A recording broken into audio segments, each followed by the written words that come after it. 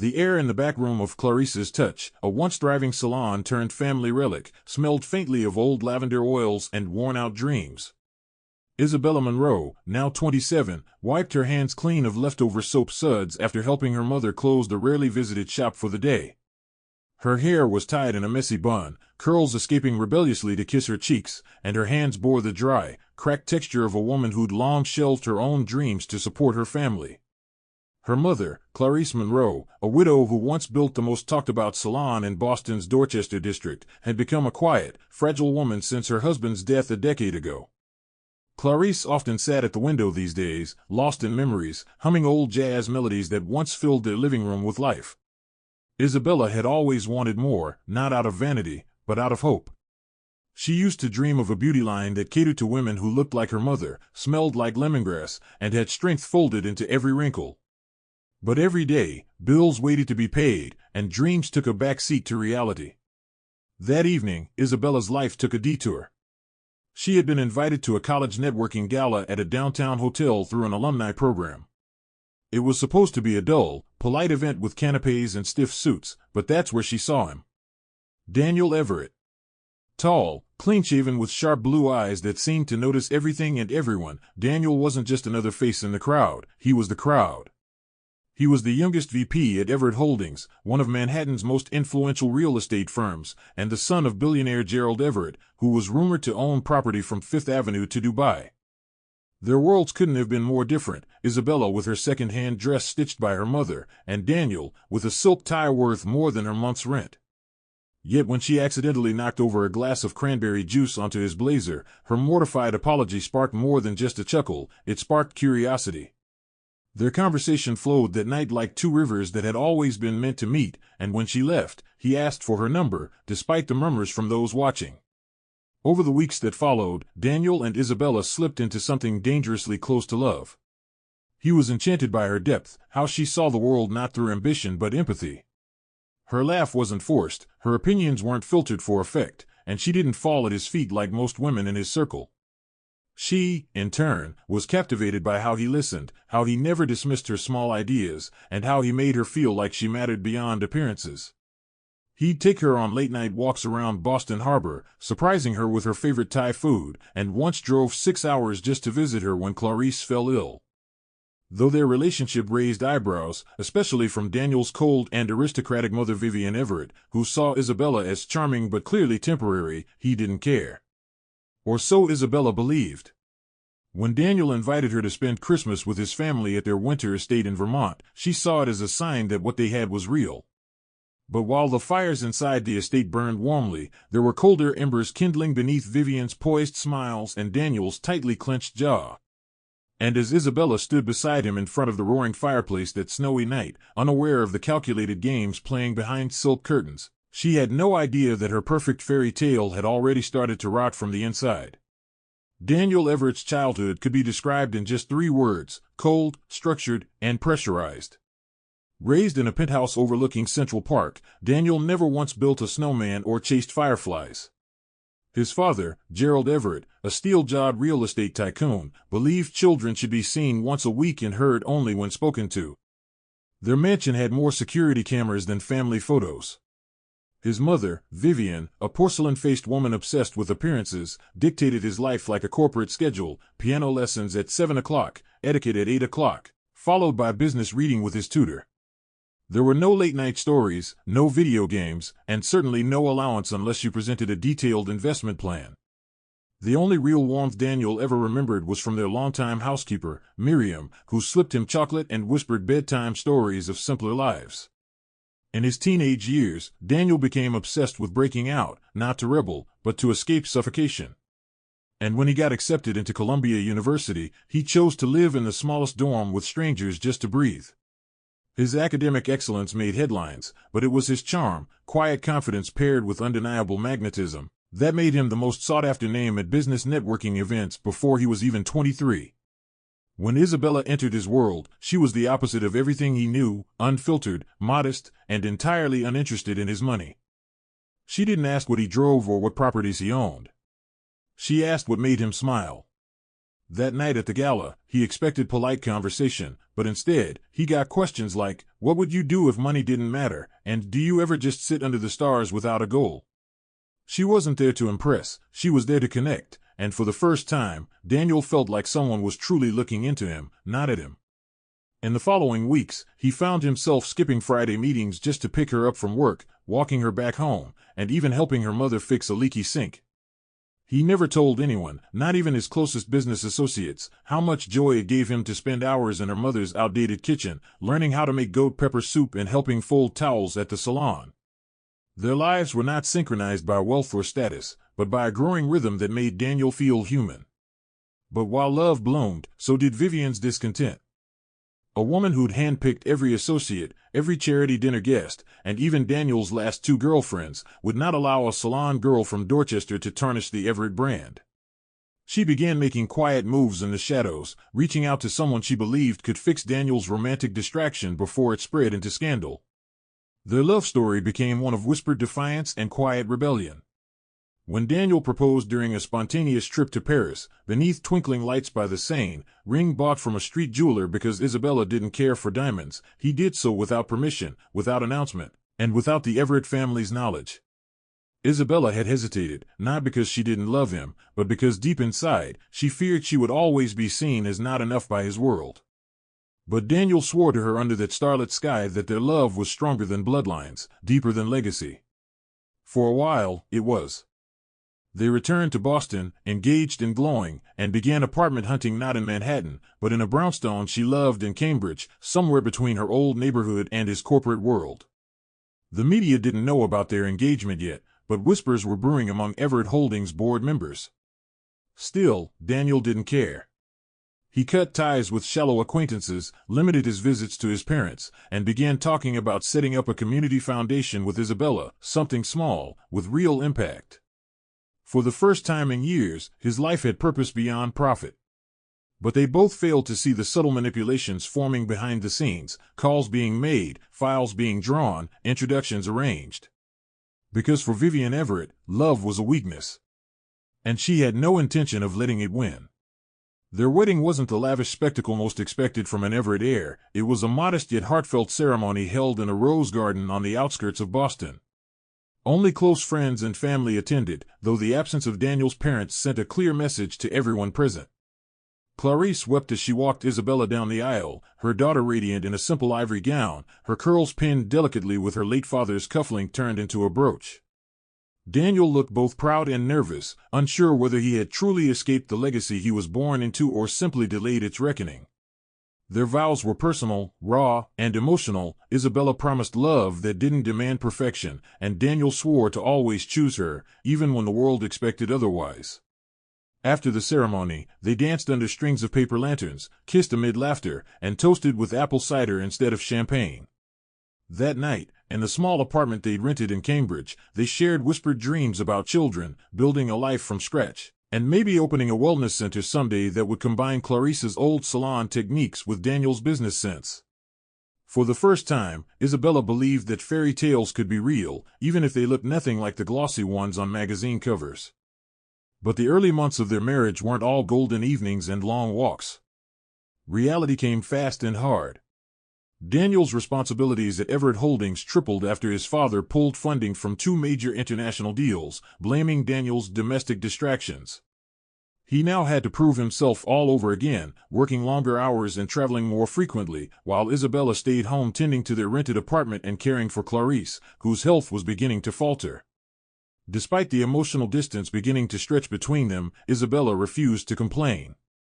She'd learned from her mother that love was more action than words, and she threw herself into building a warm, comforting home for Daniel.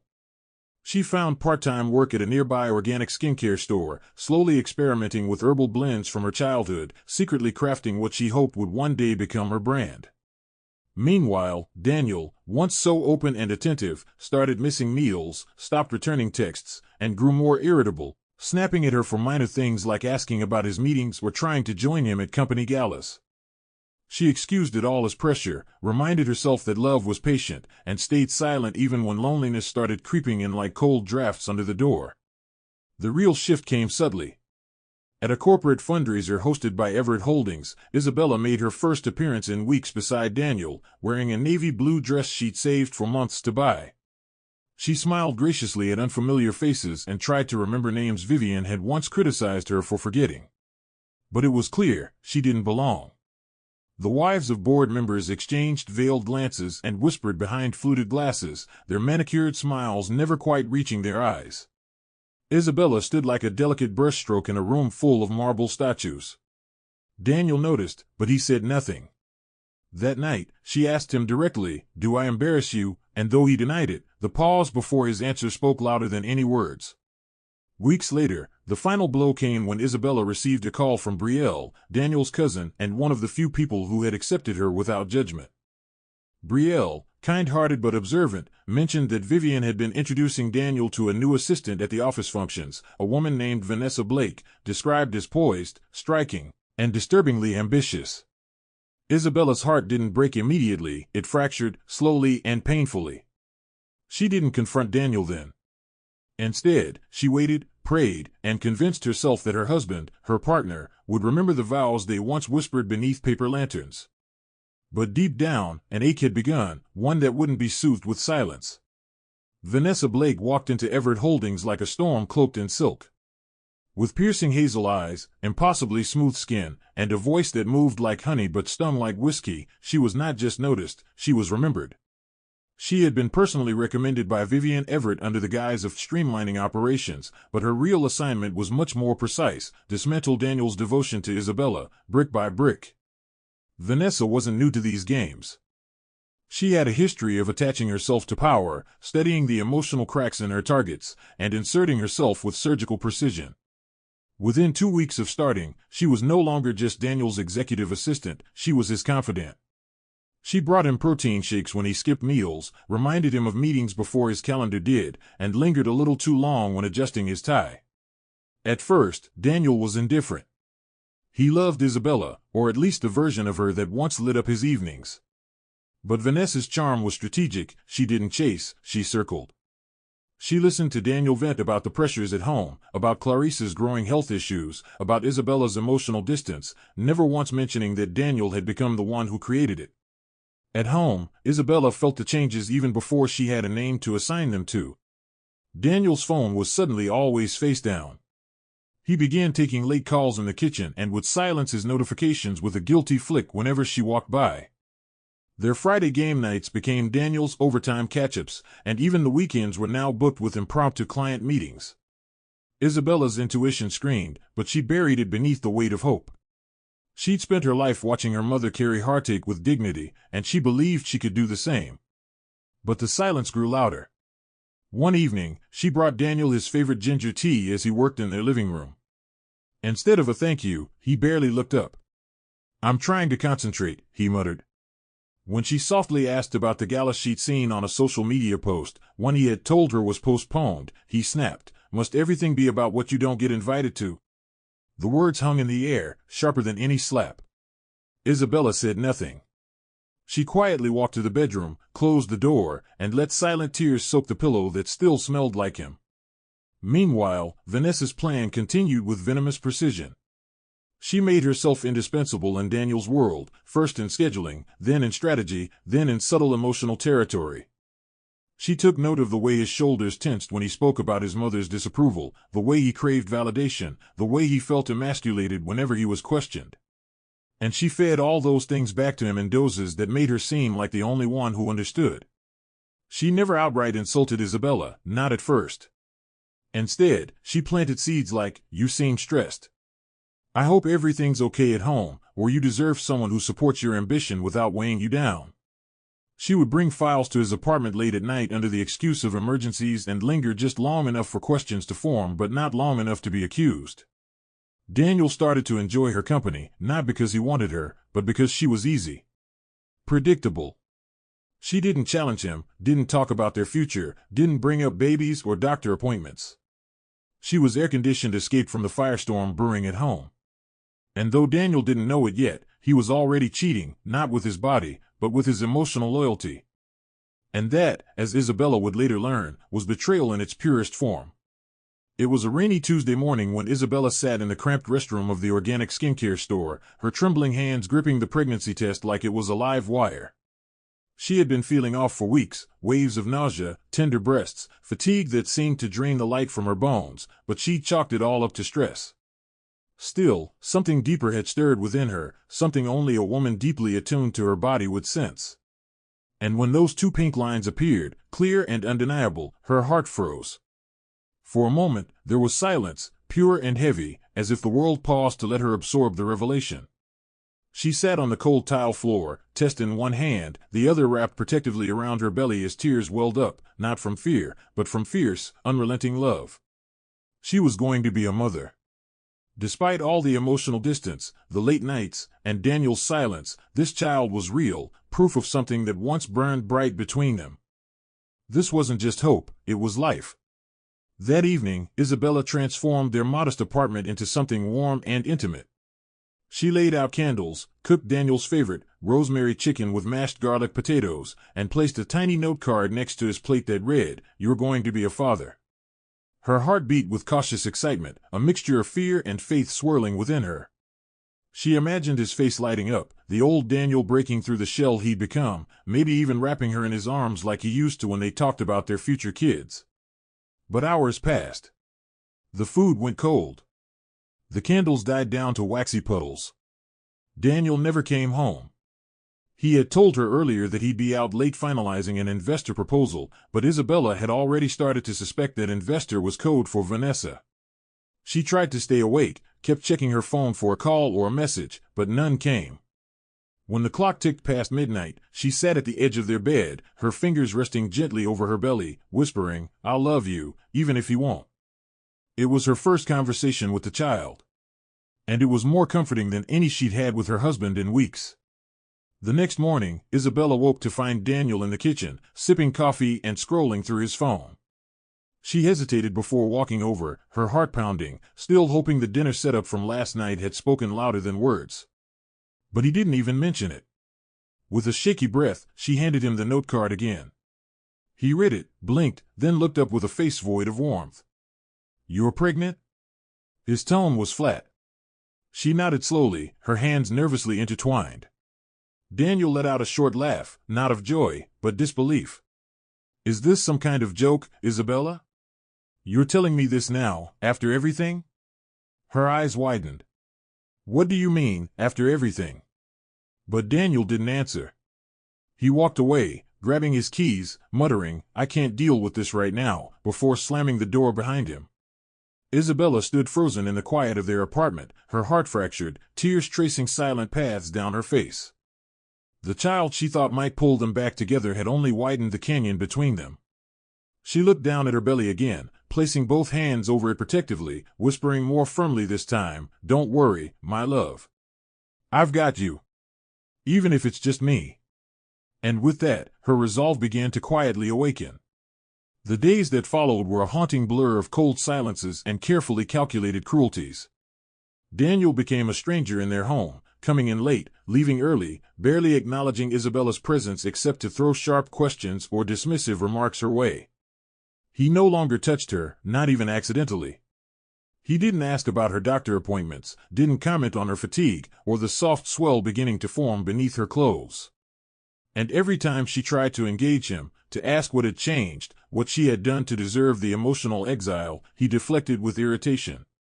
"You're being overly sensitive," he would say, "or it's not always about you, Isabella." But she knew something was wrong, something deeper than stress or work fatigue. He had become emotionally absent, yes, but now there was an edge to his absence, like he was hiding behind it. The man who once kissed her knuckles and whispered about future nursery themes had vanished. And each night he stayed out longer, each time he left his phone locked and turned away, Isabella's suspicions hardened into unspoken truths. Someone, had filled the space she once occupied. Her best friend, Melanie Clark, a brilliant and fiercely loyal marketing strategist, had just returned from a 3-month creative residency in Seattle. Melanie had always been Isabella's voice of clarity, her emotional compass, and the moment Isabella confessed her growing fears, Melanie didn't hesitate. "You need to know what you're dealing with," she said, her expression tight with concern. A few days later, Melanie invited Isabella to lunch at a cafe near Daniel's office. It was no coincidence. As they sat beside the window, sipping herbal teas, Melanie pointed discreetly across the street. There, standing too close to Daniel under the shadow of Everett Holdings, was a tall, striking woman with sleek auburn hair and stilettos that clicked like weapons. Vanessa Blake. She was laughing at something Daniel had said, her manicured hand resting briefly, too briefly to seem casual, on his arm. Isabella watched in stunned silence, her stomach churning. Daniel leaned closer, saying something, and Vanessa responded with a slow, knowing smile. It wasn't flirtation, it was possession. "That's her," Melanie said quietly. "I've been hearing whispers. She's been everywhere he's been for the last month." Isabella felt her world tilt. The betrayal wasn't just a suspicion anymore, it was painted clearly in the body language of two people who had rewritten her place in Daniel's life without so much as informing her.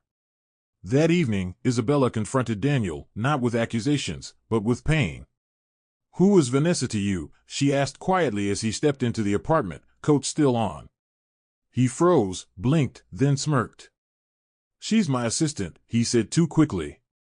"Don't start with your paranoid theories." Isabella didn't raise her voice, didn't cry. Instead, she pulled out a crumpled tabloid Melanie had handed her earlier that afternoon, with a small column in the society section, Everett VP and striking new assistant spotted at the Four Seasons, strictly business or something more. She placed it on the counter like a silent piece of evidence. Daniel glanced at it, then scoffed. "You believe trash like that? Maybe you should focus on the baby and stop embarrassing yourself." The words hit harder than any slap. He walked into the bedroom and shut the door behind him, leaving her standing alone in the dimly lit kitchen, feeling like an unwelcome guest in her own home. That night, as she lay curled on the sofa, her back aching, her hands cradling her belly, she realized she wasn't just losing her husband, she was losing the fantasy she had clung to for far too long. But she wasn't ready to let go completely. Not yet. Somewhere deep inside, she still hoped that the man she fell in love with would wake up and fight for them. What she didn't know was that Vanessa was already working behind the scenes to make sure that never happened. The morning started like most others, gray skies, cold coffee, and silence that wrapped the apartment in a blanket of dread. Isabella stood at the bathroom mirror, brushing her hair with robotic motions, staring into eyes that no longer sparkled. Her once glowing complexion had dulled with stress, her posture bent under the invisible weight of loneliness and pregnancy. But today was different. Today, she had a sealed envelope in her handbag, a paternity test she had taken in secret, not because she doubted the child's origin, but because Daniel had planted the seed of mistrust so deeply, it began to suffocate her. After weeks of him suggesting she had planned the pregnancy, or worse, that it wasn't his, Isabella needed something solid, something indisputable to throw against his coldness. She had scheduled the test through a private clinic, keeping it from even Melanie. It wasn't about proving it to the world, it was about saving her own sanity. She hoped, naively perhaps, that presenting it to Daniel might thaw the ice that had frozen his heart. But as she placed the envelope beside his untouched breakfast and waited for him to emerge from the bedroom, her stomach clenched with uncertainty. When Daniel finally walked in, eyes glued to his phone, Isabella cleared her throat and gestured toward the envelope. "It's for you," she said, her voice barely audible. He glanced at it, then at her, then back at the envelope. "What is it?" he asked flatly. "The truth," she replied. Slowly, he peeled it open, his brow furrowing as he scanned the document. The results were clear, 99.9% probability, he was the biological father. But instead of relief, instead of remorse or even a flicker of emotion, he laughed. Not loudly, not mockingly, just a quiet, bitter laugh that made her heart sink further. "So you went behind my back to prove something that should have never been in question," he said, dropping the envelope on the counter like it was filth. "You think this fixes anything?" Isabella stepped forward, desperation trembling in her voice. "It's our child, Daniel. Our son. You can't keep pretending this doesn't matter." But he shook his head, already grabbing his jacket. "What matters," he said, pausing at the door, "is that I don't feel anything for you anymore." And with that, he left. No apology. No acknowledgement of the child growing inside her. Just silence and the echo of the door slamming shut behind him. That night, Isabella didn't cry.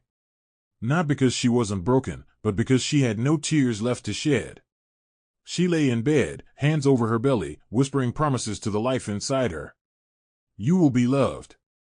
You will never feel unwanted. But her voice trembled with doubt. How would she do it alone? Could she carry this weight without collapsing? As doubts clawed at her, she felt a soft flutter, a tiny movement, like butterfly wings brushing against her insides. It was the baby. A small, gentle reassurance that she wasn't alone. Her child was with her, alive, fighting to grow, to survive, to be born into a world that had already rejected him. She took a shaky breath and reached for her journal, something she hadn't touched in weeks. Page after page, she poured out the ache in her chest, the betrayals, the silence, the hope that refused to die. And as the night stretched on, she made herself a quiet vow: she would not be destroyed. Maybe Daniel didn't want this child. Maybe he didn't want her. But that child had chosen her to be its mother. And she would not fail him, not now, not ever. The Everett Holdings annual gala was the kind of event that glittered in headlines and drew society's sharpest eyes. Held in the grand ballroom of the Vanderhall Hotel, it was a sea of expensive gowns, murmuring elites, and camera flashes that caught only curated perfection. Isabella hadn't originally been invited. In fact, she hadn't even known the event was happening until Brielle, Daniel's cousin, forwarded her an e-invitation she accidentally received. It was addressed to Mr. Daniel Everett and guest. Not Mr. and Mrs., not even Isabella. Still, Isabella decided to go, perhaps out of hope, perhaps defiance. She wore the one black gown she'd kept from their engagement photo shoot, a dress that hugged her growing bump beautifully, paired with a simple choker her mother once wore in her own wedding. Her hands trembled as she stepped into the ballroom, but her spine remained straight. She had every right to be there. She was his wife. She was carrying his child.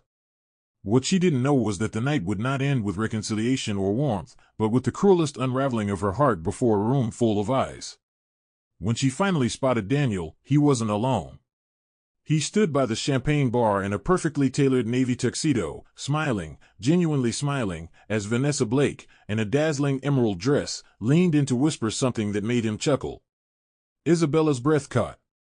Her eyes locked on their posture, the intimacy in the way Vanessa's hand grazed his shoulder, the comfort in Daniel's lack of resistance. As if sensing her presence, Vanessa turned, her gaze slicing through the crowd like a blade. Their eyes met. For a moment, the room faded into a hush of painful stillness. Daniel noticed next. His expression twisted, not in joy or regret, but in thinly veiled irritation. "What are you doing here?" he asked when she approached, his tone hushed but laced with venom. "I'm your wife," she said softly, the words laced with disbelief. "I came to support you." Vanessa laughed gently beside him and sipped her champagne, making no effort to move or excuse herself. That's when Daniel raised his voice, loud enough for nearby heads to turn. "You shouldn't be here, Isabella. You keep pushing yourself into things that have nothing to do with you. This pregnancy, this drama, none of it belongs here." The sentence landed like a slap. Eyes turned. Gasps followed. And then came the moment that would forever brand her. Vanessa leaned in and whispered, just loud enough for those nearby to hear, "Everyone knows he's not the father, darling. Stop embarrassing yourself." Isabella stood frozen, her heart pounding so hard she thought it might rip through her chest. Her hands instinctively moved to cradle her belly, not just in protection, but as if shielding her unborn child from the cruelty surrounding them. She looked around the room, the whispers, the judgmental stares, the poorly concealed smirks. Even people she had smiled at once now turned away, as if guilt by association could soil their gowns. Daniel didn't defend her. He didn't stop Vanessa. He didn't say a word.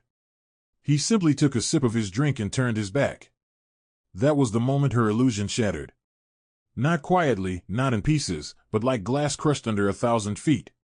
She walked out of the ballroom with her head held high, though tears stung her eyes and her vision blurred.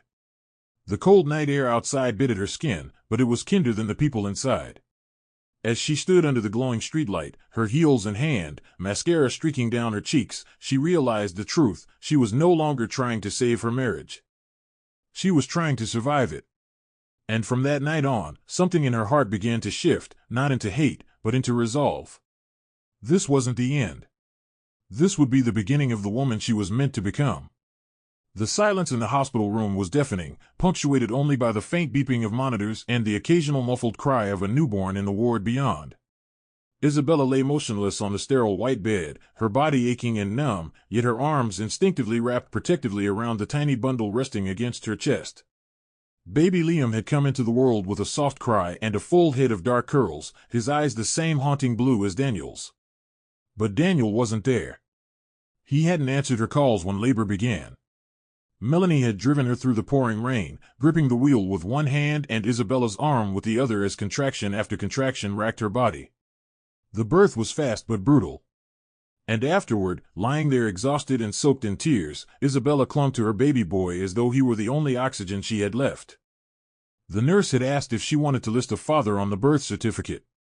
Isabella had paused, staring at the empty line for what felt like hours before finally saying, "Leave it blank." It felt like a betrayal, but it was the only truth Daniel had given her. 2 days later, Daniel arrived. Not with flowers. Not with apology. But with Vanessa, again. He stepped into the room as if it were a business meeting, his eyes scanning the baby without expression. Vanessa stood beside him in a beige trench coat, arms folded, a smirk barely hidden behind her glossed lips. "Is this the child?" Daniel asked, like he was viewing a transaction. Isabella, still pale and weak, sat up and nodded slowly. "This is Liam. Your son." Daniel looked at the baby, then turned to Vanessa. "He doesn't look like me," he said flatly. Isabella felt as though the earth had tilted. "He's yours," she whispered, more to herself than to him. "I had the test." "You know he is." Daniel scoffed and muttered, "I'm not taking responsibility for something I didn't ask for." Vanessa's laugh cut through the room like glass. "This is pathetic," she said, eyeing the small, sleeping infant. "Dragging him into this mess won't fix anything. You're nothing but a wreck clinging to a fantasy." Isabella clutched Liam tighter, heart hammering against her ribcage, her voice shaking. "Get out." But Daniel stood his ground. "You're not coming back home. I've changed the locks. There's no room for your drama in my life anymore." 3 hours later, Isabella was discharged from the hospital with nothing but a small suitcase and her son in her arms. Melanie helped her down the ramp, holding an umbrella over them as the cold wind whipped around them like judgment itself. Clarice had prepped the guest room at her small house in Dorchester, but Isabella still couldn't comprehend how her life had reduced to this, how the man who once said he'd die without her could now look her in the eyes and deny their child. As she stepped into the back seat of Melanie's car, her arms tightening around Liam, reality set in with suffocating clarity. There would be no more illusions. No more wondering if Daniel would change. No more waiting for an apology that would never come. Her marriage had died long before Liam's birth. This was simply the final blow. She watched the city lights blur through the rain-streaked window, her reflection staring back like a stranger. But amidst the grief, a strange flicker ignited, small, fragile, but persistent. It wasn't hope for Daniel. It was something else. A fire that whispered, "This is not your end." And for the first time since her world shattered, Isabella allowed herself to believe it. Clarice Monroe's home, though aged and modest, felt like a safe cocoon wrapped in the scent of old wood, thyme, and the faint aroma of peppermint tea. Isabella stood in the doorway of her childhood room, which now doubled as a nursery, staring at the peeling lavender wallpaper that once brought her comfort. A small crib, borrowed from a neighbor and lined with hand-sewn quilts, sat against the far wall. Liam slept soundly inside, blissfully unaware of the turmoil that followed his birth. Clarice watched her daughter from the hallway, her hands wringing the hem of her robe. She didn't speak much, but her eyes carried the weight of a mother who knew heartbreak intimately and wished she could shield her child from its claws. Isabella was trying, really trying, to be strong. But strength felt like an illusion when diapers ran low, formula was expensive, and job applications went unanswered. With her savings depleted, no spousal support, and no childcare options, Isabella turned to the only work available: housecleaning, babysitting, and running errands for elderly neighbors. She carried Liam on her back wrapped in a faded shawl as she scrubbed floors in silence, wiping away the footprints of families that still had each other. Word spread quickly through the neighborhood. Some women looked at her with pity, others with whispers. She was married to that Everett boy, right? I heard he threw her out the same day she gave birth. Shame. She was always the quiet type. But Isabella didn't have time for gossip. Her days began before dawn and ended after midnight. She cleaned bathrooms, folded laundry, washed dishes until her hands blistered, and still came home to rock Liam to sleep, sing him lullabies through tears, and write short notes in her journal she one day hoped to share with him. Every time her phone buzzed with a blocked number, her heart raced, hoping it was Daniel calling to say he'd changed his mind. But it never was. Sometimes she'd stand by the window at night, watching luxury cars pass by, wondering if Daniel and Vanessa were in one of them, laughing, whining, and dining without a care. Her heart ached, but she pushed through. Because no matter how broken she felt, her son needed her to be whole. And that became her only mission, survive one day at a time, no matter how wrecked she was inside. Then one afternoon, as she walked past a high-end boutique downtown after finishing a long shift scrubbing marble tiles, a sleek black car pulled up beside her. Isabella turned instinctively, and there he was. Daniel. Dressed in a crisp gray suit, sunglasses pushed up on his head, the same arrogant smirk stretched across his face. Vanessa sat in the passenger seat, lips painted red like a warning sign, twirling her phone. Daniel looked at her, really looked at her, for the first time since the hospital. Her faded clothes, her tired face, the baby strapped to her chest. Still playing the victim, he said through the window, his tone devoid of empathy. You should stop parading that baby around like a charity case. Isabella's breath caught in her throat. Before she could respond, Vanessa leaned out the window, laughing. She's just a wrecked, lonely single mother looking for pity. Let her enjoy the role. The car peeled off, laughter echoing behind them like sirens. Isabella stood frozen on the pavement, passersby staring, her cheeks burning with shame. But as she looked down at Liam, wide-eyed and innocent, something cracked, not her spirit, but the shell that had encased her grief. She kissed his forehead and whispered, "They may see a wreck. But I see a reason." And in that moment, she decided, no more begging, no more humiliation.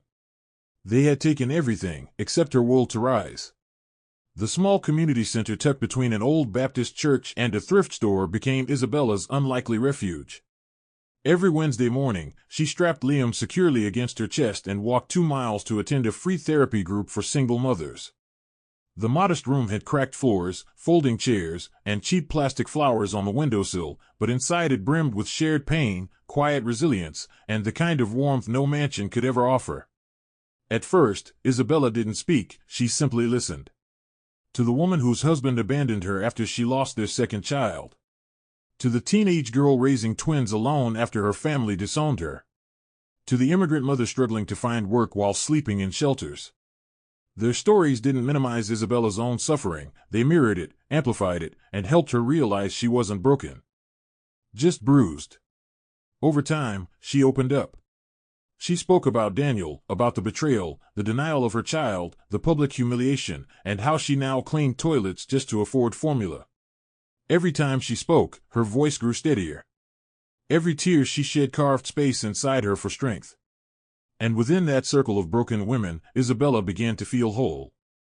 In the evenings, after Liam was asleep and Clarice was resting, Isabella began doing yoga stretches she remembered from an old YouTube channel she once loved. It wasn't graceful or perfect, her body still ached from labor, her muscles weak from exhaustion, but it felt sacred.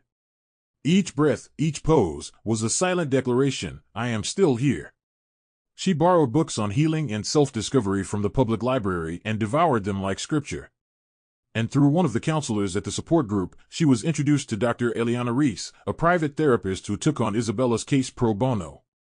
Dr. Reese was firm but gentle, and her sessions didn't focus just on the trauma, it focused on rediscovery. Who were you before Daniel? She once asked. The question stunned Isabella. She had lost so much of herself in the marriage that she had forgotten the girl who once mixed avocado oils and hibiscus leaves to make skin creams, the girl who helped her mother run Clarice's Touch, who dreamed of creating something beautiful, something hers. Slowly, she began writing those dreams again, this time not as fantasy, but as a plan. And with every journal entry, every sunrise yoga session, every circle of single mothers who cheered her small wins, Isabella found healing, not all at once, but in small, beautiful pieces.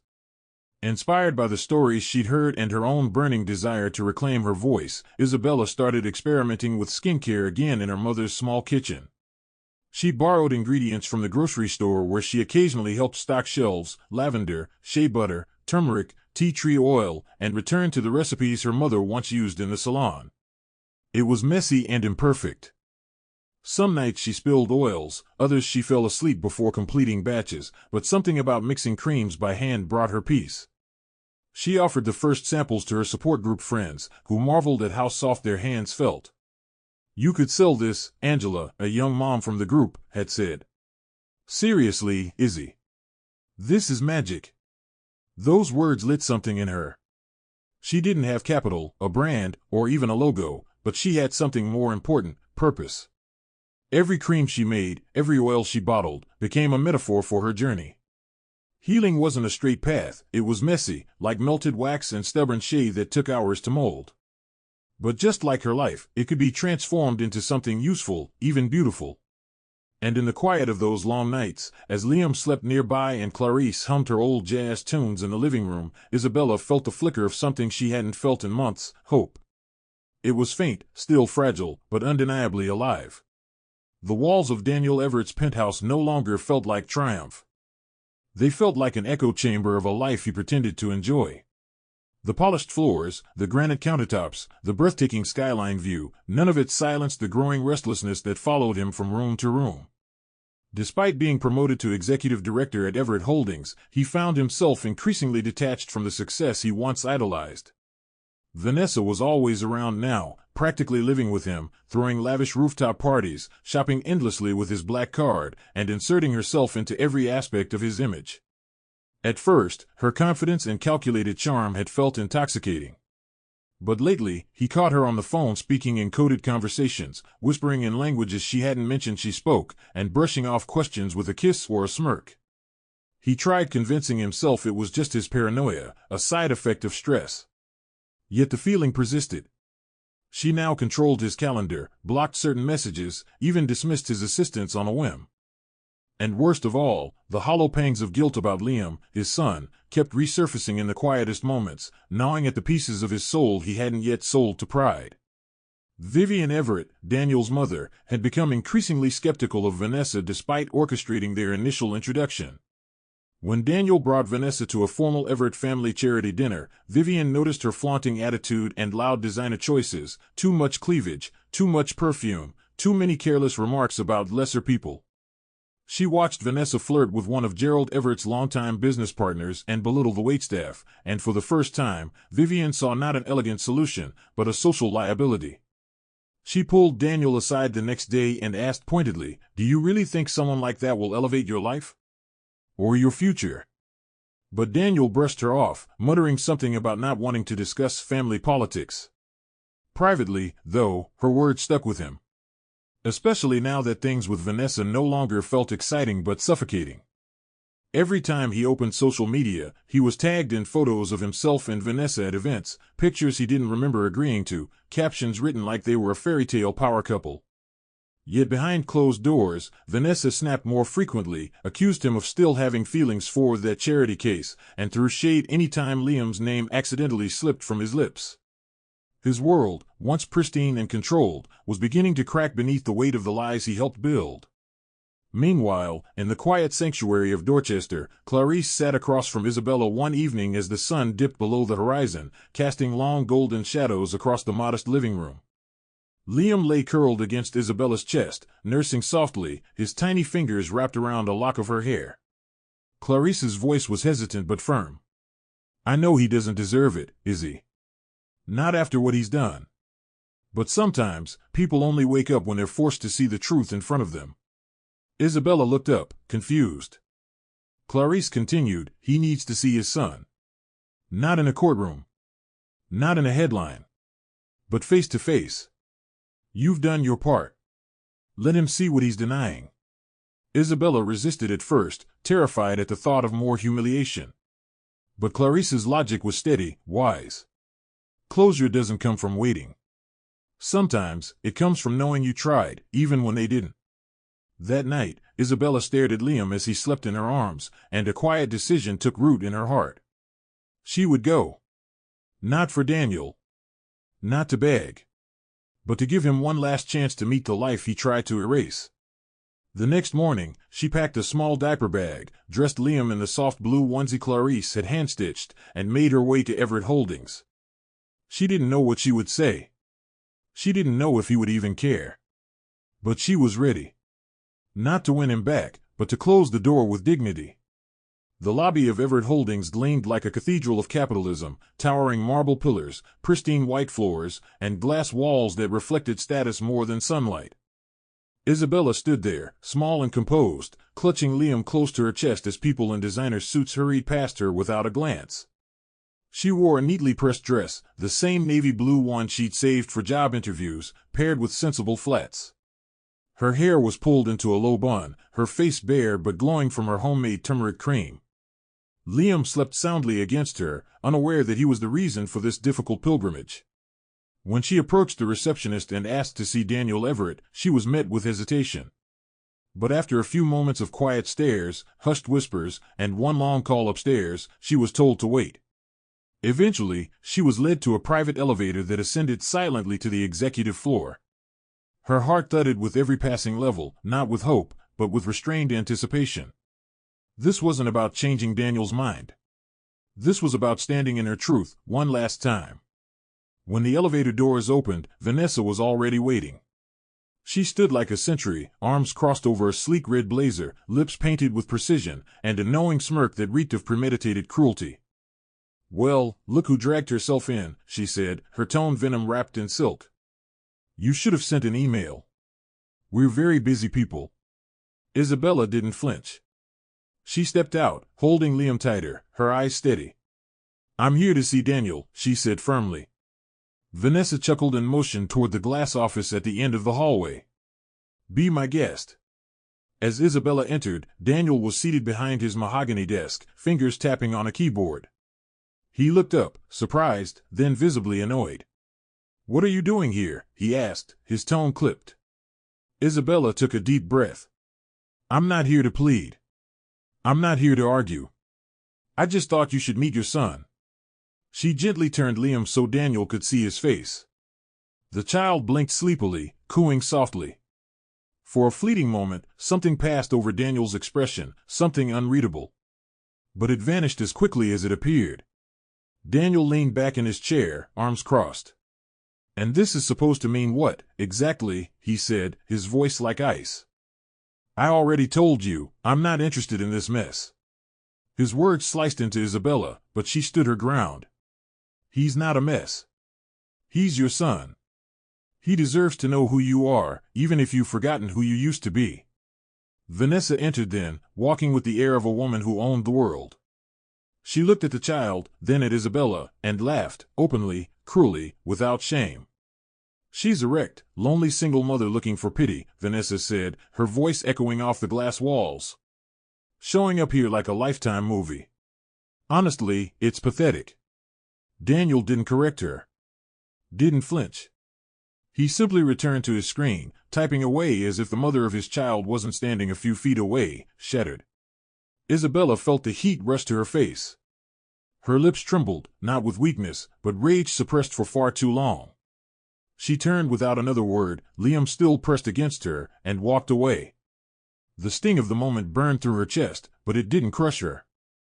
She didn't cry this time. Instead, she whispered to her son as they stepped back into the elevator, "That was the last time we ever give them a chance to humiliate us." And as the doors slid shut, sealing her off from the heartless people above, Isabella knew she was done with Daniel Everett forever. The final string that tethered her to him had been cut.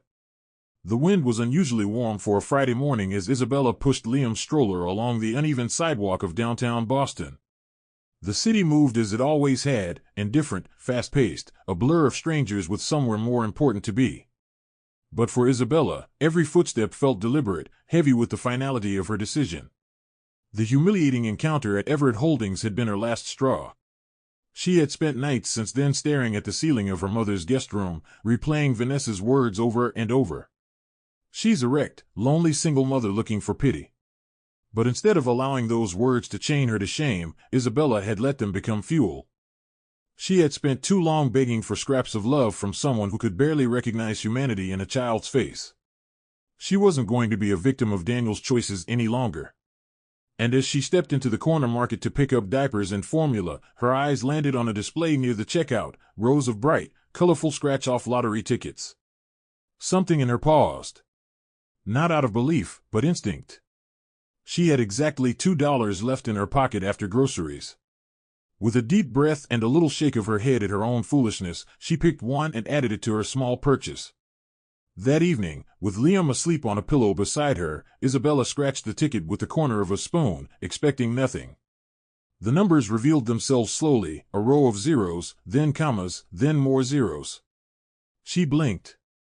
Her heart pounded. She reached for the instructions and checked again.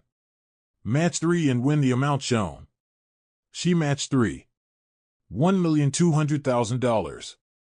Her hands began to tremble. For a moment, she sat completely still, unsure if it was real. Then her breath caught. Her pulse exploded. Her first thought wasn't champagne or shopping or luxury. It was the salon. Clarice's touch. The old salon her mother had built with her bare hands and dreams that had never been fulfilled. The abandoned space was still theirs, locked up, dusty, forgotten but not destroyed. Her second thought was Liam. He could have a future now. Not just survival, but stability. She pressed a hand over her mouth, tears spilling down her cheeks as she reached for her phone and called her mother. Clarice answered groggily, but when Isabella told her, "Mom, I just won the lottery," her voice cracked with disbelief.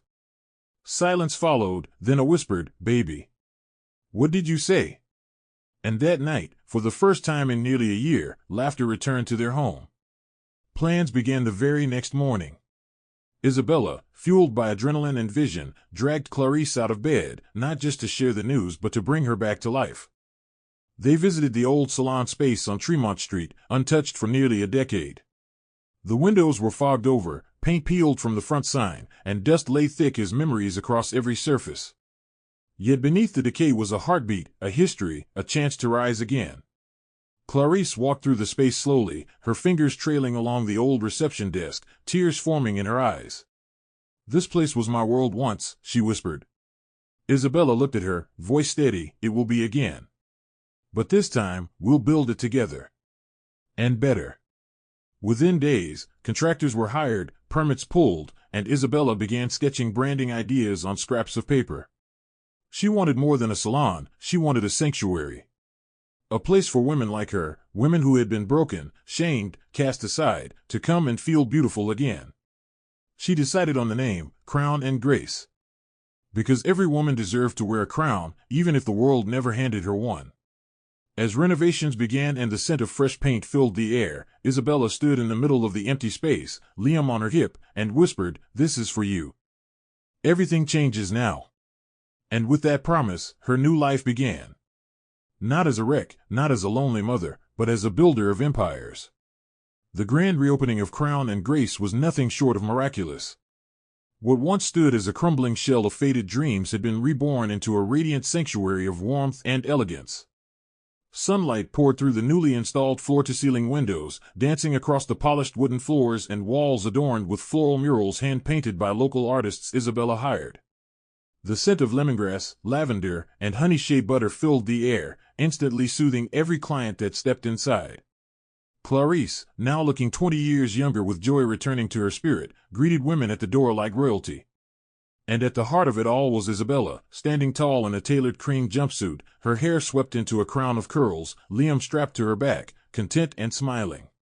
Clients came in waves, many out of curiosity, some from the support group, and others from social media where Isabella had started posting behind-the-scenes photos of their journey to revival. The atmosphere was unlike any salon in the city. It wasn't just about hairstyles and facials. It was about transformation, about healing. And word spread quickly that Crown and Grace was more than a business, it was a movement. The services offered were personal and inspired, natural hair care, holistic facials using Isabella's signature turmeric and clay masks, and therapy-infused beauty talks where women could sit, sip tea, and talk about their scars. Isabella even created glow-up Saturdays for single mothers, offering free pampering to women who simply needed to feel seen. She used the remaining portion of her lottery winnings wisely, investing not just in the salon, but in people.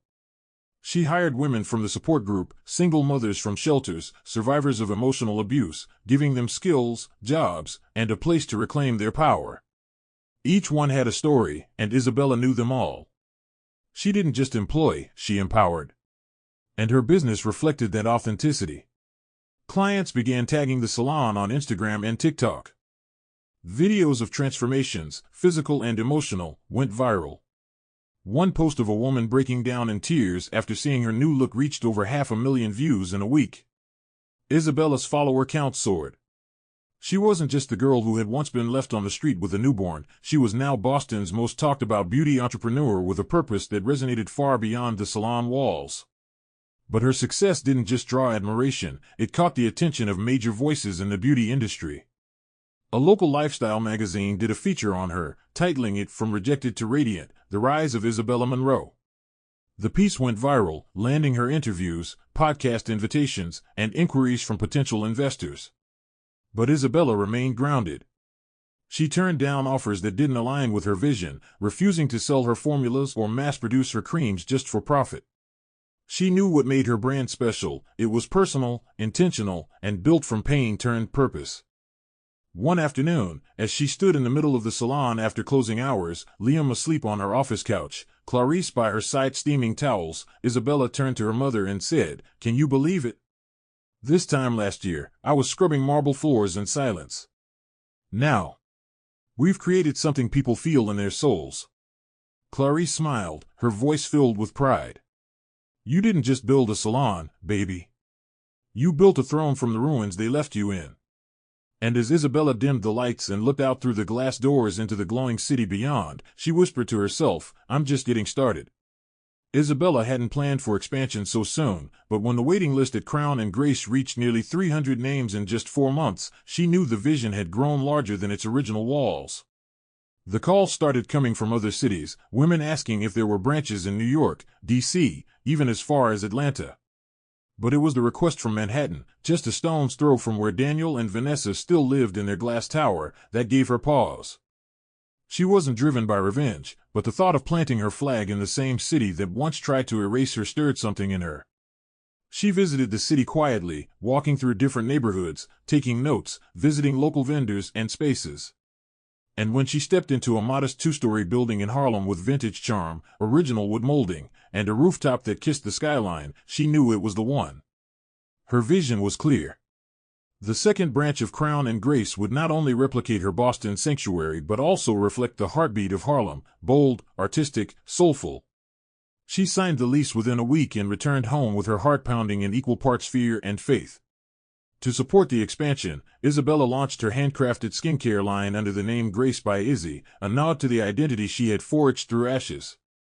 The brand wasn't flashy. It was intimate. Organic face butters named after the women in her support group, Angela's Calm, Mara's Glow, Clarice's Strength. Each jar carried a small handwritten quote under its lid, each one crafted by Isabella late at night after putting Liam to sleep. She made her first sales via Instagram, using the same platform that had once hosted gossip and humiliation about her life. Now, it carried her story on its shoulders like a badge of triumph. Orders flooded in, first from local clients, then from strangers across the country. The packaging was elegant and simple, amber glass jars, matte cream labels, and gold-embossed cursive that read, "Made with Grace." To fulfill demand, Isabella hired more women, single mothers, elderly women with years of salon experience but no retirement, and younger girls who had dropped out of school due to life's hard punches. The brand became more than a product, it became a purpose. And as the Harlem branch neared completion, Isabella made a vow: every space she opened would not only be beautiful, but healing. As the business grew, so did her personal life. Melanie returned from her second consulting tour in Canada, excited to finally plant roots. "I told you," she teased as they walked through the near-complete Manhattan location. "I knew you'd end up changing the game." Isabella laughed, the sound lighter than it had been in years. "I just wanted to survive," she replied, "but now I want more." Melanie, with her sharp eye for branding and heart for storytelling, joined the team as head of marketing. Together, they rebranded Isabella's journey, no longer the story of a broken woman rising, but of a warrior woman redefining beauty. The new tagline read, "Beauty Reclaimed. Power Restored." As they launched a pre-opening soft event in Harlem with local influencers and community leaders, Isabella stood in the middle of the new space and watched as women walked in and visibly exhaled, as if they knew, instinctively, they were somewhere safe. Liam, now toddling on unsteady feet, giggled as he chased Melanie's scarf down the hallway. Clarice, her spirit fully restored, taught new hires her massage techniques with pride. And Isabella? She didn't just smile. She stood tall. The woman who was once thrown out with a newborn in her arms now stood at the helm of an empire born from pain, grace, and relentless determination. And she wasn't done, not by a long shot. The glossy surface of Daniel Everett's life began to crack, slowly at first, like hairline fractures in a sheet of glass, then with forceful, shattering blows that even he couldn't deny. It started with whispers around the boardroom table at Everett Holdings, discreet conversations between partners who had once sung his praises. A project in Dubai had gone sideways due to forged documentation, funds wired to ghost accounts. Then came the internal audit, revealing irregularities tied to executive transactions, all traced back to the unmonitored expense accounts Vanessa insisted on managing. Daniel, too caught up in salvaging his public image and appeasing Vanessa's lavish appetite for yachts, jewels, and custom vacations, had allowed her to oversee financial operations she had no qualifications to handle. The company's CFO, a no-nonsense woman named Geraldine Hart, launched a private inquiry. What she uncovered unraveled everything.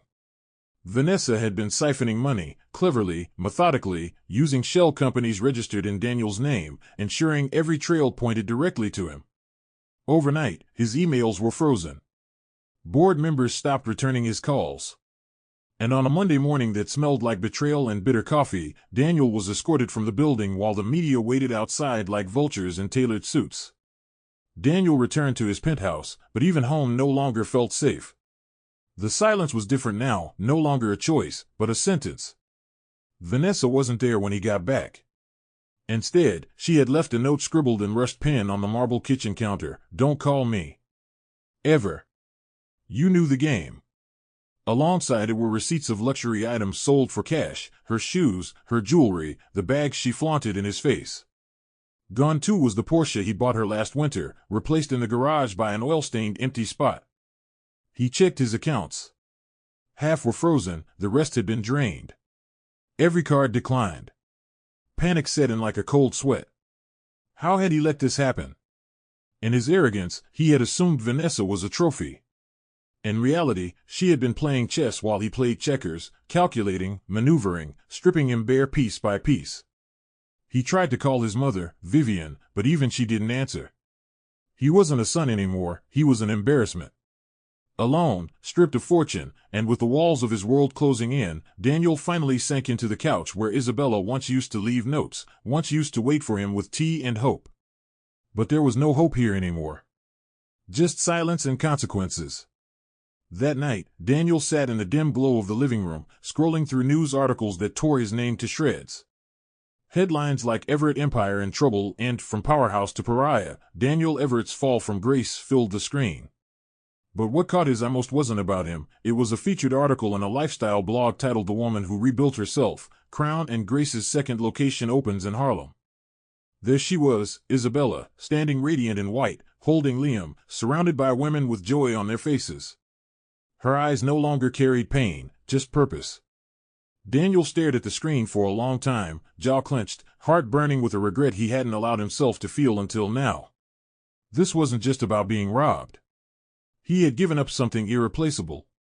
Not just a child, not just a marriage, but a woman who had once loved him purely, unconditionally. He clicked on her profile, finding videos of her giving interviews, laughing, living. She was no longer reachable. Not emotionally, not physically, not socially. She had risen beyond him. And in the cold loneliness of the penthouse he once bragged about, Daniel Everett finally understood the meaning of loss. Real, irreparable, and deserved. His kingdom was falling, and the only thing rising now was karma, swift, cruel, and dressed in the name he never thought he'd whisper again, Isabella Monroe. The Grand Boston Business Honors Gala was the city's most exclusive event, an evening reserved for moguls, entrepreneurs, philanthropists, and elite press. Hosted at the Regal Holloway Hall, it glittered with crystal chandeliers, gold-rimmed champagne glasses, and soft classical music played by a live quartet. Isabella hadn't planned to attend. Her schedule was full with 2 salons to manage, an exploding skincare line, and her commitment to community outreach. But when she was nominated for the Rising Visionary Award of the Year, Melanie insisted. "This is not just about you," she said, helping Isabella choose a dress from a local designer. "This is about every woman who thought she was finished." Isabella walked into that ballroom radiant in a custom emerald silk gown, her curls cascading down her back, and Liam's fingerprint pinned around her neck. She didn't need anyone to tell her she looked powerful, she felt it.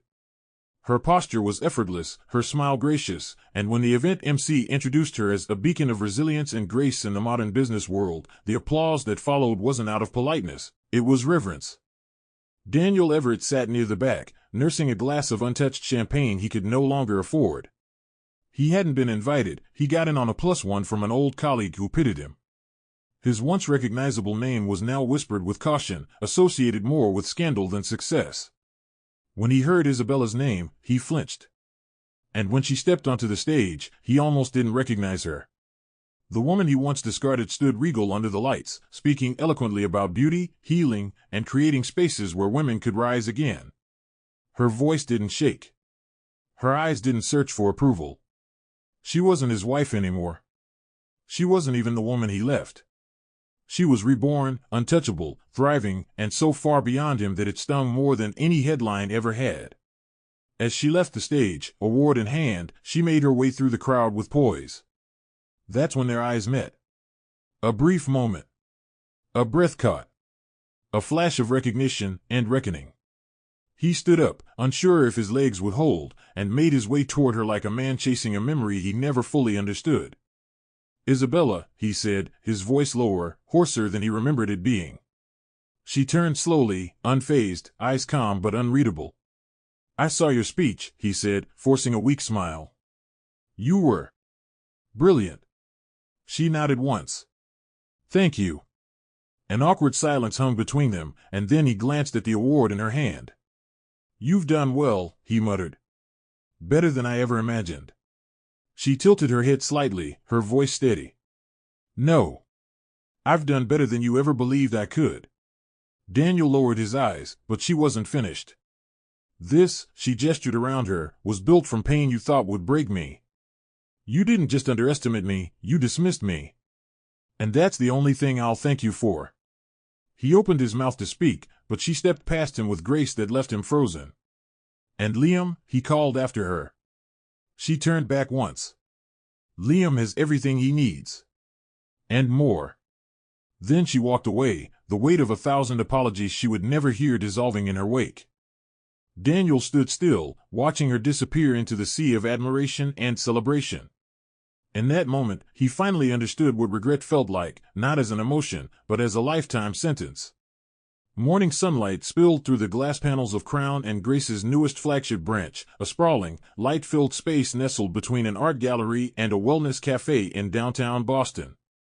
Isabella walked slowly down the polished hallway, admiring the final touches, a soft lilac feature wall with hand-painted crowns, gold-trimmed mirrors, and a reception desk engraved with her favorite mantra, "Grace never begs to be seen, it arrives and changes everything."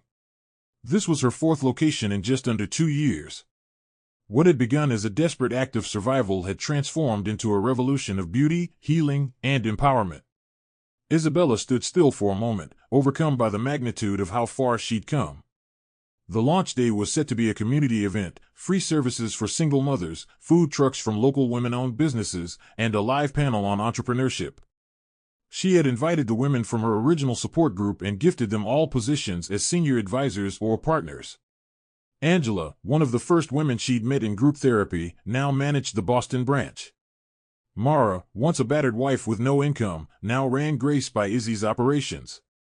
Together, they had built an empire not of status, but of solidarity. Liam, now 3 years old, had grown into a vibrant, confident child with curls that bounced as he ran and laughter that filled entire rooms. Clarice's health had improved steadily. She now taught weekly empowerment classes to women over 50 and held skincare workshops from the salon's wellness wing. Melanie, ever sharp and creative, had just secured a book deal to write about Isabella's story, not as a sob tale, but as a blueprint for rising. The salon's Instagram had passed 2 million followers, and Grace by Izzy was now stocked in boutique stores nationwide. Despite her success, Isabella kept her circle small and her heart grounded. She still walked Liam to daycare herself. Still spent Sunday afternoons making new products in her kitchen. And when clients asked her how she managed to do it all, she would smile and say, "By remembering who I am, even when they tried to make me forget." She didn't mention Daniel, not because the pain had disappeared, but because it no longer controlled her. He had faded into a distant memory, a cautionary tale, not a current wound. Meanwhile, Daniel Everett's world had finally collapsed. His name was officially removed from the Everett Holdings board following a unanimous vote. His assets had been liquidated to pay restitution, and his penthouse sold to cover lawsuits. He lived now in a modest apartment on the city's edge, where the silence of his downfall echoed louder than any public headline. Vanessa had been captured in Mexico after a failed attempt to bribe a customs official with counterfeit documents. She was now facing trial for grand larceny, identity theft, and financial fraud. Her arrest had made national news. But no one sought Daniel for comment anymore. His story had expired, much like his influence.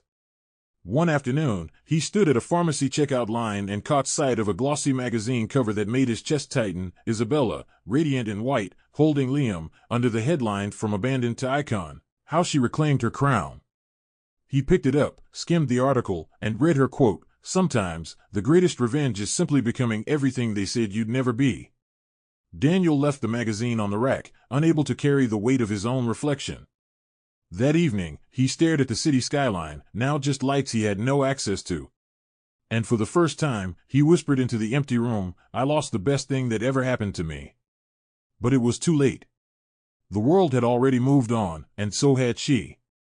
The early morning air was crisp with the first scent of spring as Isabella unlocked the doors to Crown and Grace's original location on Tremont Street.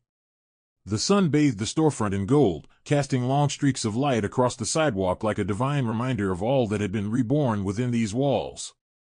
Inside, the salon was already humming to life. The soft jazz playlist Clarice loved played faintly through the speakers, freshly brewed hibiscus tea steamed on the reception desk, and framed photos of the salon's journey hung along the wall like pieces of a timeline only Grace could write. Isabella walked slowly through the space, greeting her team, her smile genuine and full. This wasn't just a business, it was her healing, her testimony, her crown rebuilt from the ashes. She paused by the mirror where she once saw herself as a wrecked woman with nothing but pain in her eyes. Now, the reflection stared back with quiet power. She wore no makeup, just a touch of rose oil on her cheeks and the unwavering glow of self-earned peace. She didn't need validation anymore. Not from Daniel, not from society, not even from herself. Her worth was no longer in question, it was carved into every detail of her legacy. Liam, now fully of words and questions, burst into the room moments later wearing his tiny school backpack and carrying a rolled-up drawing in his hand. "Mommy, Mommy, look what I made," he shouted with pure excitement. Isabella scooped him up into her arms and kissed his forehead as he unrolled the paper. It was a colorful crayon sketch, a smiling woman with curly hair and a crown on her head, holding hands with a little boy. Above them, in big wobbly letters, he had written, "You're my hero, Mom." The lump in Isabella's throat formed instantly, but her tears didn't fall out of sorrow, they were sacred, made of joy, pride, and every moment she had fought to arrive at this very point. Clarice peeked from the back room, wiping her hands on her apron, and smiled. "Looks like someone captured the truth," she said, nodding toward the drawing. Isabella placed it in a golden frame and set it on the front desk, where everyone who entered could see what survival looked like when it bloomed into strength. Liam had no idea how much he'd saved her just by existing. And Isabella knew now, she hadn't just survived, she had risen. That afternoon, as the salon buzzed with life, women laughing, children playing in the cozy corner Isabella had designed for single moms, stylists working like artisans, she stepped out onto the front stoop for a moment of stillness. The wind played gently with her curls as she looked up at the sky, the same one she used to whisper prayers under when she felt alone and discarded. Somewhere out there, Daniel probably still lived in the ruins of his former kingdom. But she no longer felt anger, only indifference. He had been a chapter, not her story. And Vanessa? A storm she'd walked through and come out shining. Isabella glanced at the small engraved plaque by the door that read, "To every woman who was once told she wasn't enough, this space is for you." She smiled and stepped back inside, where Liam ran to her, giggling, arms wide. In that moment, Isabella realized the full circle of grace. Not just in her career. Not just in her healing. But in the creation of a life built on faith, love, and relentless self-belief. She bent down, embraced her son, and whispered, "This is only the beginning." And it truly was, a new beginning, born not from pity, but from purpose. From pain, she built power. From rejection, she built an empire. And from ruin, she wore her crown. The end.